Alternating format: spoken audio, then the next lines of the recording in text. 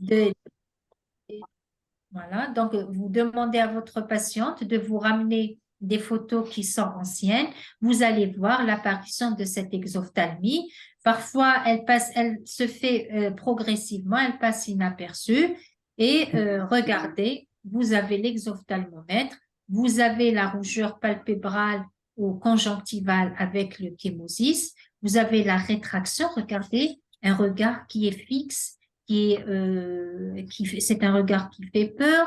Donc, vous avez les différentes manifestations dans la maladie donc, de Basedow. Quels sont les examens à demander devant une maladie de Basedow, devant une hyperthyroïdie? Bien sûr, nous allons demander l'échographie, plutôt l'écho-doppler thyroïdienne, parce que l'écho couplé au Doppler, parce que tout à l'heure, je vous ai dit qu'elle était vascularisée. Donc, vous pouvez un souffle à l'auscultation, vous pouvez trouver un trill quand vous faites une palpation. C'est comme on a, par exemple, le frémissement cater quand vous avez un rétrécissement mitral et vous posez la main sur le cœur. Donc, c'est pratiquement par hyperdébit. D'accord? Donc, l'écho-Doppler va nous montrer le goitre diffus globalement qui est hypoéchogène et très vascularisé.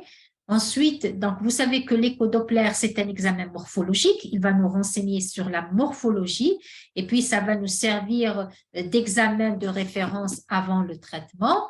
Et la scintigraphie va nous montrer une hyperfixation diffuse et homogène. Donc, c'est un examen de la fonction, donc la fonction fonctionnelle. Et l'échographique, c'est anatomique.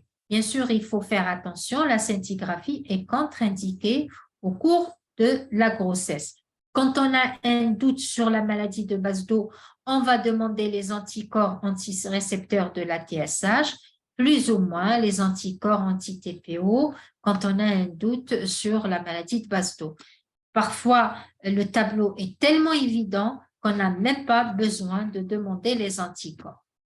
D'accord? Maintenant, vous avez vu la maladie de Basedow. Qui dit maladie de Basedow dit hyperthyroïdie, un syndrome de thyrotoxicose, dit un goitre vasculaire diffus sans signe de compression, dit l'œdème ou le myxœdème prétibial et également l'exophthalmie. D'accord? À côté de cette étiologie assez fréquente, et la première étiologie, nous avons l'adénome toxique. C'est quoi l'adénome toxique? Vous le voyez bien sur la scintigraphie ici. Donc, vous le voyez. L'adénome toxique, c'est une tumeur qui est bénigne. Elle échappe au contrôle hypophysaire, elle devient autonome, sécrétant une quantité excessive d'hormones thyroïdiennes. Donc, c'est un adénome toxique hypersécrétant autonome. D'accord? Sur le plan clinique, il survient chez la femme entre 40 ans et 60 ans. Il faut rechercher systématiquement une surcharge iodée parce que c'est la surcharge iodée. Vous savez que l'iode rentre dans l'hormonosynthèse. Sur le plan clinique, nous aurons un syndrome de thyrotoxicose et les complications, surtout cardiaques, du fait du terrain, sujet d'un certain âge, etc. La palpation de la thyroïde peut mettre en évidence les nodules. Et puis, il faut savoir qu'il n'y a aucun autre signe, en particulier l'ophtalmopathie, l'exophthalmie, etc. C'est un nodule isolé avec parfois des signes de thyrotoxicose au premier plan. Pour confirmer le diagnostic, on fait une échographie thyroïdienne qui va mettre en évidence ce nodule hypervascularisé avec apparition du parenchyme, comme vous le voyez ici, le reste du parenchyme thyroïdien qui est hypovascularisé. Pourquoi? Parce que tout est dévié vers ce nodule et donc il est hyperfixant. Le reste du parenchyme, il est hypofixant. C'est pour cela, quand on fera une scintigraphie, va montrer un nodule hyperfixant avec extinction du reste du parenchyme thyroïdien. Donc, c'est très caractéristique de l'adénome toxique. Voilà, donc l'adénome toxique. Troisième étiologie, c'est le goitre multi-hétéronodulaire toxique, c'est toujours toxique parce qu'il y a cette toxicité en hormones thyroïdiennes. Donc, c'est une réplication préférentielle de cellules thyroïdiennes qui sont plus actives. Ça touche l'homme, aussi bien l'homme que la femme, au-delà de 40 ans, porteur de goitres nodulaires volumineux et anciens, pour rechercher systématiquement aussi une surcharge iodée. Sur le plan clinique, c'est la même chose. C'est un syndrome de thyrotoxicose. On peut avoir des complications cardiaques parce que on est au-delà de 40 ans, de 50 ans, de 60 ans. Et puis, ça accélère l'hyperthyroïdie, accélérerait cette athérosclérose, etc. C'est un goitre nodulaire et hétérogène, parfois compressif, et aucun autre signe en particulier de manifestation ophtalmologique. Si on fait une échographie, vous le voyez bien, donc ça va montrer un goitre multinodulaire irrégulier avec des nodules, une vitesse systolique intranodulaire élevée, ça c'est des termes échographiques pour dire qu'il est hypervascularisé ou pas. Et lorsqu'on réalise une scintigraphie thyroïdienne, il va vous répondre, le radiologue va vous répondre que c'est un aspect endamié. Vous le voyez ici, donc c'est une alternance des zones d'hyperfixation et d'hypofixation. C'est ce qui donne l'aspect endamié à votre thyroïde. Maintenant, la quatrième étiologie, donc rappelez-vous, la maladie de Basedow, l'adénome toxique, le goitre multinodulaire, l'hyperthyroïdie iatrogène. L'hyperthyroïdie iatrogène, il y a deux types d'hyperthyroïdie, si vous voulez, parce que les mécanismes sont différents, les manifestations sont différentes, et la prise en charge est totalement différente. Donc, mais le point commun, c'est qu'il y a une surcharge iodée, c'est très important. Cette surcharge iodée est souvent secondaire à une prise de médicaments, à de produits de contraste, etc., qui sont riches en iode. Ou bien, parfois, une patiente qui est suivie pour une hypothyroïdie, elle est mise sous hormones thyroïdiennes, qui n'est pas bien équilibrée, il y a une surconsommation, si vous voulez, donc elle va verser dans l'hyperthyroïdie. D'accord? Donc, on a deux types. Le premier type, c'est la thyroïde hyperfonctionnelle. Elle fonctionne, il n'y a pas de lyse. Et on a le deuxième type, c'est la thyroïdite iodée. Pour la thyroïde hyperfonctionnelle, donc c'est une synthèse hormonale accrue, une augmentation de la sécrétion, une augmentation de la synthèse. Par contre, dans la thyroïdite, il y a une lyse cellulaire et donc là, c'est une libération hormonale par dilacération des structures ou des cellules thyroïdiennes. La première, la thyroïde hyperfonctionnelle, elle apparaît rapidement, très tôt après la prise de médicaments. La deuxième, c'est plutôt tardif, etc. La thyroïde, au départ, pour la thyroïde hyperfonctionnelle, souvent il y a un nodule, il y a un goitre multinodulaire. C'est une thyroïde qui est déjà fragile. Par contre, dans la thyroïdite iodée, souvent la thyroïde est tout à fait normale. L'une fixe l'iode, la deuxième ne fixe pas.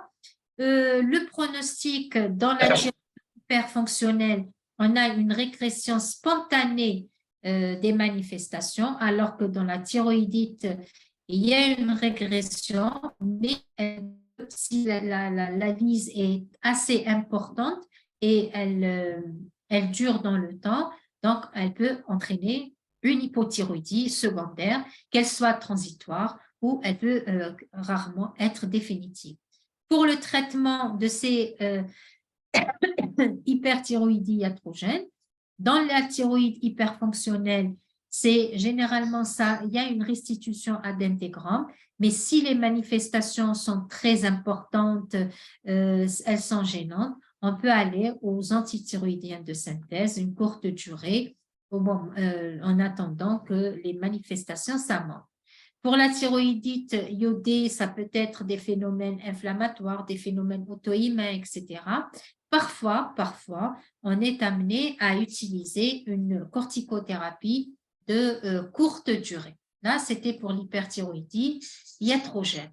Maintenant, il y a d'autres causes d'hyperthyroïdie, par exemple les thyroïdites, surtout à la phase initiale. Donc, vous savez, les thyroïdites, les étiologies sont multiples, elles peuvent être virales, toxiques, auto-immunes. Au début, nous avons une lyse des cellules thyroïdiennes, on a une phase d'hyperthyroïdie, mais elle est souvent éphémère, elle passe inaperçue. Ensuite, nous avons donc l'évolution électrocyclique des thyroïdites, une phase d'hyperthyroïdie éphémère, elle passe inaperçue. Ensuite, il y a un équilibre entre la production, entre la libération, et donc on peut avoir le thyroïdie, ça veut dire un bilan hormonal tout à fait normal. Et si le phénomène inflammatoire destructeur continue et dure, donc on peut avoir une hypothyroïdie. Et souvent, les thyroïdites sont diagnostiquées à la phase d'hypothyroïdie. D'accord? Nous avons également l'hyperthyroïdie factice. L'hyperthyroïdie factice, c'est quoi? Souvent, ça se voit chez les jeunes filles avec un profil psychiatrique particulier. Et elles sont utilisées le plus souvent chez les jeunes dames, les jeunes filles qui sont obèses et elles veulent maigrir et ils savent que les hormones thyroïdiennes font maigrir parce que c'est comme si on a une hyperthyroïdie et donc elles vont prendre les hormones thyroïdiennes pour maigrir mais à des doses importantes, donc elles vont provoquer leur hyperthyroïdie. Souvent, c'est une hyperthyroïdie, c'est une consommation qui est cachée. Il faut savoir poser des questions, analyser le profil de votre patiente, etc. Ensuite, nous avons les hyperthyroïdies liées à l'hormone chorionique placentaire, c'est ce qu'on appelait la thyroïdite ou l'hyperthyroïdie gestationnelle. Et puis, nous avons des causes plus rares, des causes centrales et autres. Maintenant, vous avez posé le diagnostic, vous avez recherché les signes de gravité, les signes pronostiques, vous avez déterminé l'étiologie de votre hyperthyroïdie, parce qu'il y a plusieurs hyperthyroïdies. Maintenant, vous allez prendre en charge votre patiente ou votre patient. Bien sûr, comme tout traitement, il y a un traitement symptomatique. Vous avez vu que les manifestations sont multiples, sont riches, sont variées, etc. Donc, il faut un traitement symptomatique à côté d'un traitement étiologique qu'on va voir. Sur le plan traitement symptomatique, vous avez vu l'amaigrissement, l'asthénie importante, l'insomnie, l'irritabilité, et tout ça demanderait un repos. Si la patiente travaille, on va lui donner un arrêt de travail. Ça nécessite un repos important. Ensuite, vous avez les signes de thyrotoxicose, d'éréthisme cardiaque, etc. Donc, on peut être amené à donner un bêta-bloquant non cardiosélectif. Je demande votre attention particulière à ce point-là. Regardez, on donne un bêta-bloquant non cardiosélectif. Le plus ancien, c'est le propranolol. Il a plusieurs intérêts. Le premier intérêt, c'est pour lutter ou pour corriger les signes d'irritabilité, le tremblement, l'anxiété, etc. Mais il a un autre effet sur les hormones thyroïdiennes. Suivez-moi bien, il a un effet sur les hormones thyroïdiennes. C'est quoi? Il bloque la conversion périphérique de la T4 en T3 par inhibition de la monodésiodase. C'est quoi? Donc, vous savez que la T3, c'est la fraction qui est active. Par exemple, vous recevez une patiente chez laquelle vous suspectez fortement une hyperthyroïdie. Vous allez demander un bilan thyroïdien. Les symptômes sont gênants, sont importants. Vous n'allez pas laisser partir votre patiente sans traitement. Donc, qu'est-ce qu'on va faire? On va prescrire un bêta-bloquant. De 1, on a traité les symptômes et de 2, on a commencé à traiter l'hyperthyroïdie parce qu'on a bloqué la conversion de la T4 en T3. Donc, ils ont un effet antithyroïdien de synthèse cellulaire like. C'est dans cette optique qu'on utilise les bêta-bloquants. Et puis, nous avons les sédatifs parce qu'il y a l'anxiété, l'irritabilité, les troubles psychiques, psychiatriques, etc. Il faut gérer cette situation. Et puis, une contraception efficace chez la femme en âge de procréer, parce que ni son état le permet, ni les médicaments qu'on va mettre en route ne permettent une grossesse. Et on verra par la suite pour la tératogénicité, etc. Ensuite, on va voir, excusez-moi, nous allons voir le traitement étiologique. Si on est devant une maladie de base d'eau, on va donner les antithyroïdiennes de synthèse. Eh bien, quel est leur mécanisme d'action? Ils vont inhiber la synthèse des hormones thyroïdiennes par blocage de l'organification de l'iode par la thyroperoxydase. Donc, ils freinent la synthèse des hormones thyroïdiennes. Il faut savoir qu'on a deux types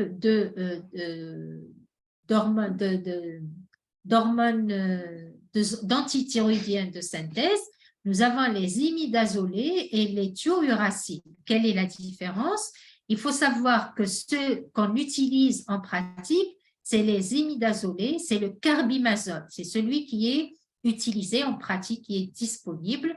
Donc, c'est des comprimés à 5 mg, 20 mg. Celui qui est disponible chez nous, c'est surtout le 5 mg. Le thiouracil, donc, c'est surtout le PTU et le Basden qui sont beaucoup plus utilisés, par exemple, chez la femme enceinte, etc. Les antithyroïdiennes de synthèse sont utilisées en première intention pour une durée moyenne de 12 à 18 mois avant d'adresser la patiente à la chirurgie. Il faut bien la préparer pour éviter justement la crise thyrotoxique. Les contre-indications de ces antithyroïdiennes de synthèse sont l'insuffisance hépatique. Vous avez vu tout à l'heure que l'hyperthyroïdie pouvait donner une atteinte hépatique, donc elle ne contre-indique pas parce qu'elle est due à l'hyperthyroïdie. Par contre, si on met en route un traitement et il y a la perturbation du bilan hépatique, donc on va incriminer plutôt le traitement que la maladie elle-même. Et puis, les contre-indications, les hémopathies préexistantes sévères, parce qu'on a vu que les antithyroïdiennes de synthèse pouvaient entraîner des anémies, etc. Donc, il faut faire attention. Les effets secondaires, les hépatites cholestatiques, les arthralgies transitoires, le rash cutané, une hypothyroïdie par surcharge, de rares vascularites en cas ont été rapportées, mais c'est exceptionnel. Et puis, nous avons la granulocytose iatrogène immunoallergique. Mais sachez qu'en pratique courante, c'est exceptionnel, mais il faut les connaître pour surveiller correctement votre patient. Justement, la surveillance du traitement, on surveille toujours l'efficacité et la tolérance. L'efficacité, donc, cliniquement, sur les signes qu'on vient de d'énumérer, que vous avez vu tout au long du cours. Et puis, on va faire un dosage de la TSH régulièrement, au moins à partir de 1 mois de traitement, pas avant. Ça ne sert à rien de le faire avant. Donc, c'est à partir de 1 mois de traitement, on va surveiller notre TSH. Par rapport à la tolérance, donc pour voir s'il y a un effet secondaire, etc., on va réaliser une formule numération sanguine tous les 10 jours pendant 2 mois. Ensuite, on va espacer s'il n'y a pas une modification ou un retentissement sur la formule numération sanguine. Et donc, devant toute fièvre, devant une leucopénie, etc., il faut savoir soit diminuer la dose ou arrêter carrément. À côté de la formule numération sanguine, il faut également surveiller le bilan hépatique régulièrement parce qu'ils peuvent être, les antithyroïdiennes de synthèse peuvent être pourvoyeurs d'hépatite auto-immune. Ensuite, vous avez le traitement radical. Donc, vous avez une maladie de base d'eau, vous mettez en route, comme c'est la plus fréquente, on met en route le traitement symptomatique, on donne des antithyroïdiennes de synthèse, donc on prépare la patiente pour la chirurgie, pour un traitement radical. Quand on parle de traitement radical, on a 2 options en fonction du terrain, en fonction de la patiente, en fonction des acceptations, etc. Soit on a la chirurgie, soit nous avons l'iode radioactif ou ce qu'on appelle l'irathérapie. La chirurgie, Donc, c'est la thyroïdectomie totale. J'insiste sur la thyroïdectomie totale. Pourquoi?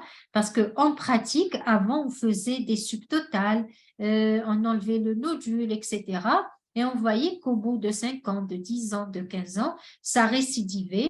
Et donc, pour reprendre une chirurgie sur un goitre ou sur une thyroïde déjà opérée, c'est un peu délicat et, parce que les études ont prouvé qu'il va y avoir une récidive. Donc, si vous opérez, allez pour une thyroïdectomie totale. S'il y a une contre-indication ou un refus à la chirurgie, on peut préconiser ou on peut indiquer l'irathérapie. C'est quoi? C'est une administration d'une dose faible d'iode 131.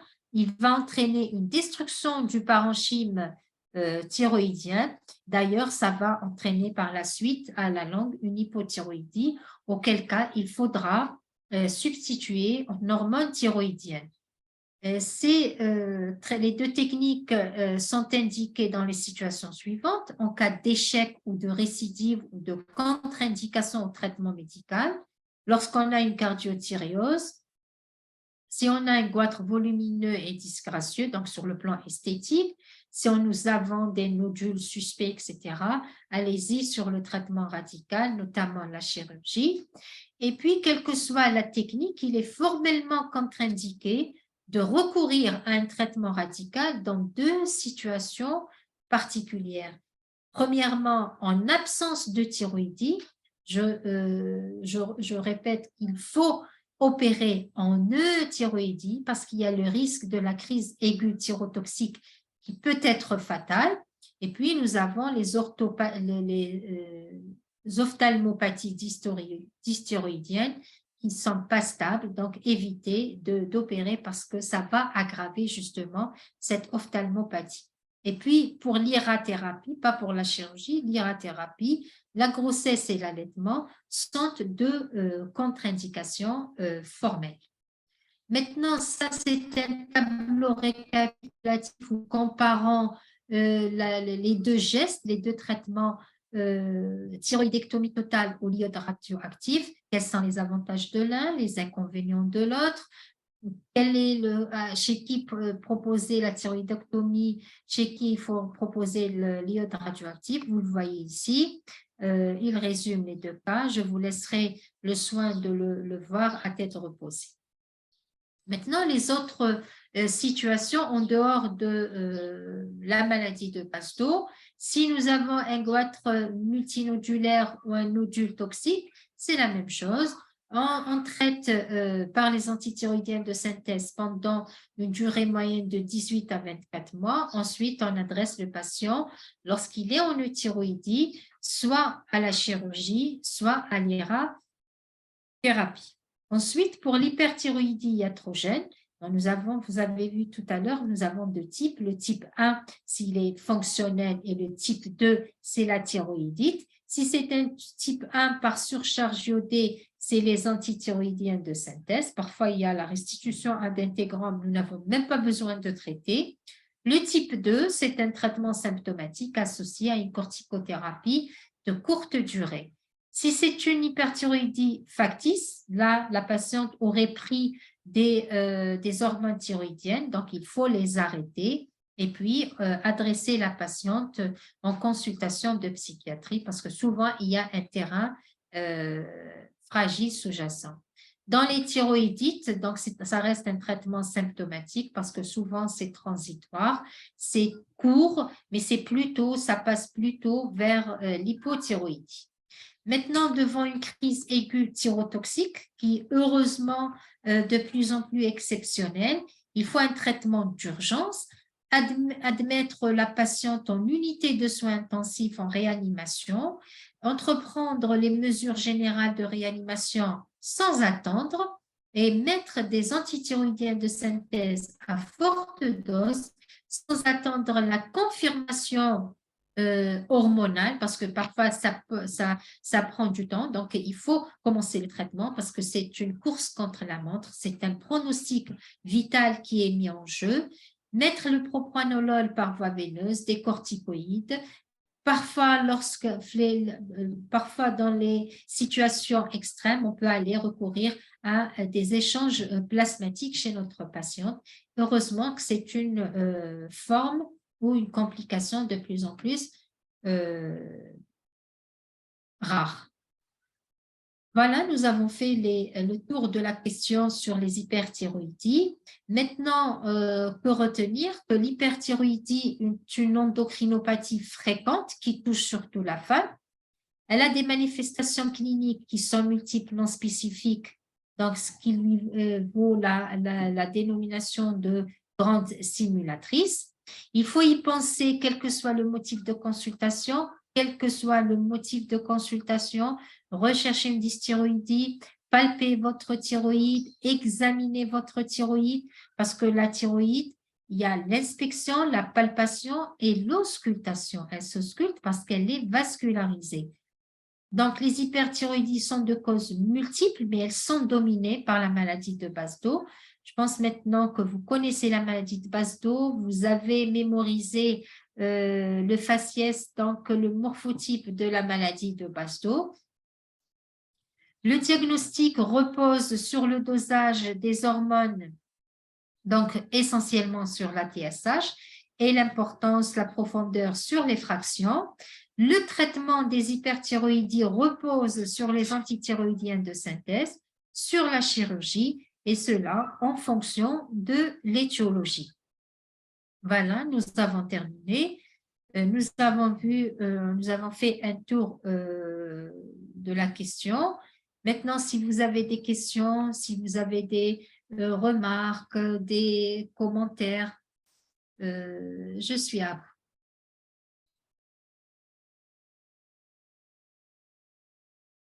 D'accord. Donc là, je trouve un commentaire ou une question.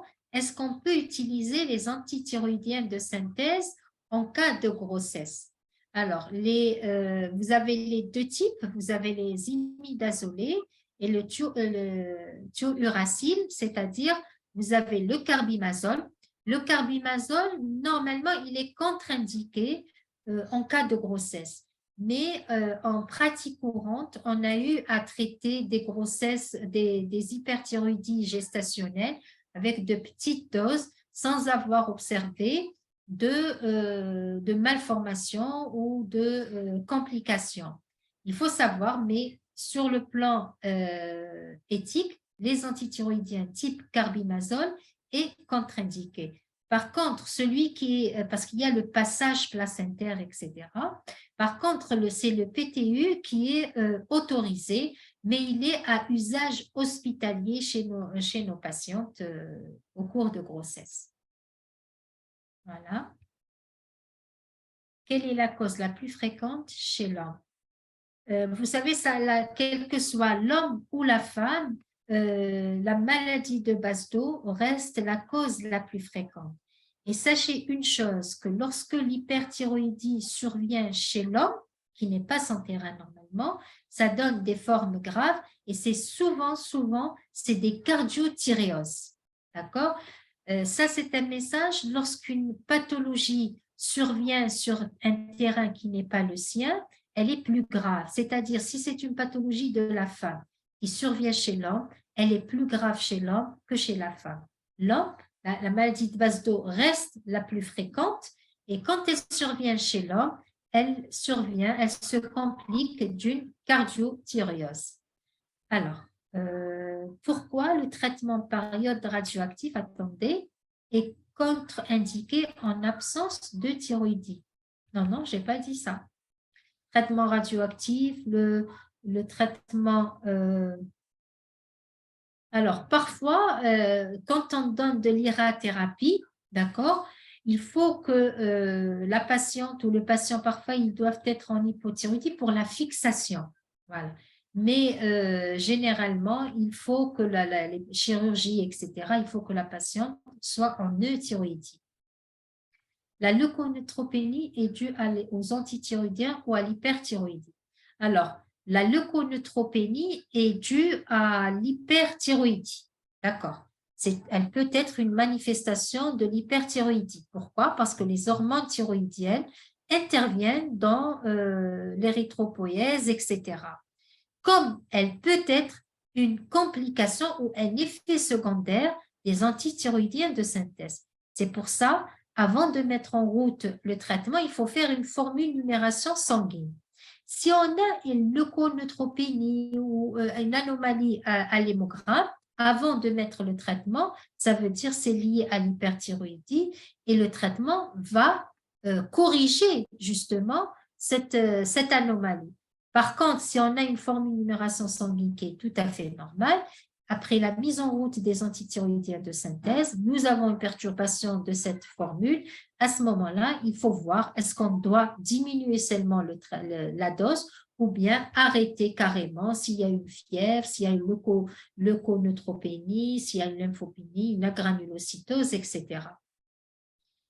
Voilà, j'espère que j'ai répondu à votre question. Pourquoi atteint le ventricule droit? Alors là, c'est une question sur le plan mécanisme. Ce n'est pas encore élucidé, ce n'est pas encore clair pour le mécanisme. Mais sachez, quand on a une hyperthyroïdie, c'est l'atteinte, c'est l'insuffisance cardiaque droite. Alors là, la crise aiguë thyrotoxique, bien sûr, la crise aiguë thyrotoxique est une complication extrêmement grave de l'hyperthyroïdie. Heureusement, elle est actuellement exceptionnelle. Pourquoi? Parce qu'on n'adresse plus les patients quand ils sont en hyperthyroïdie. Le réanimateur ne va les accepter qu'avec un bilan thyroïdien tout à fait normal. Elle va se manifester comment? C'est une exagération, c'est une exacerbation, c'est une aggravation du syndrome de thyrotoxicose.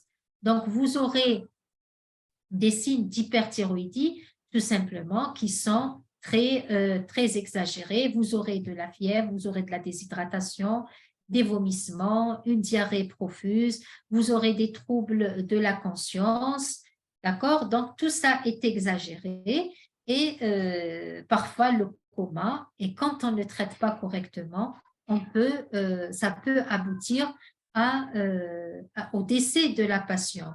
Pour cela, dès que vous avez une suspicion de forme grave, il faut hospitaliser la patiente en réanimation, la mettre en condition, mettre en route les mesures de réanimation, les voies, les sondages, l'oxygénothérapie, le scope, etc.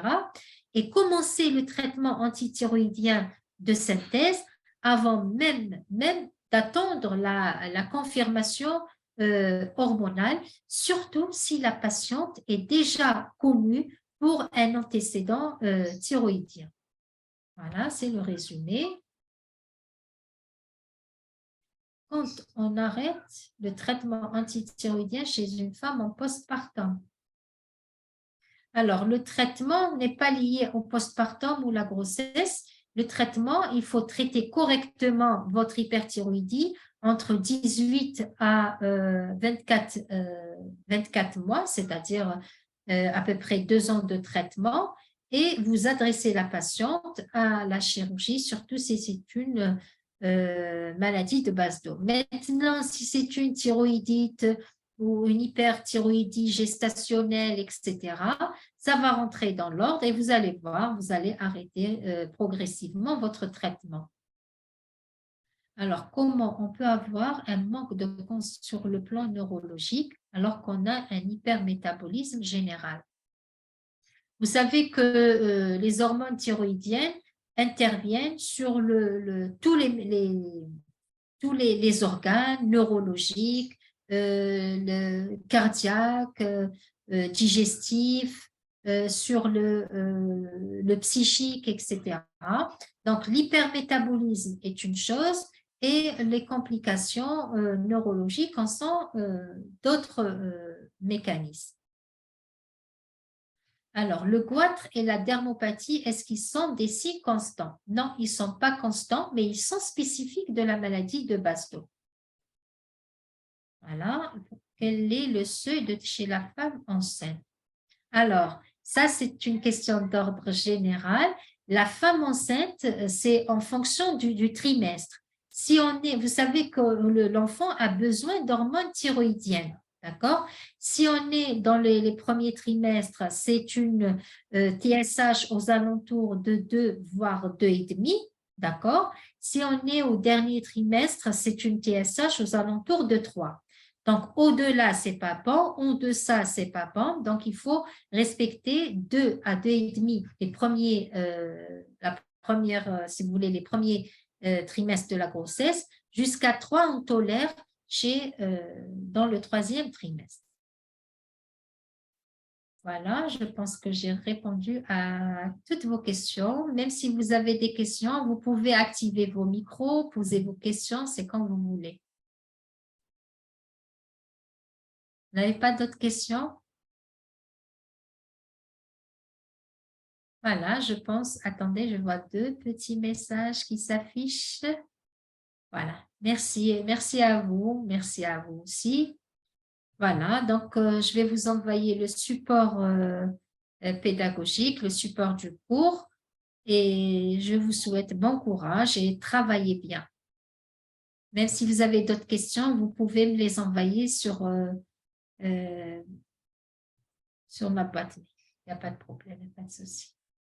D'accord? Sur ce, je vous dis merci et bon courage. Merci, madame. Merci à vous tous. Merci, ma fille.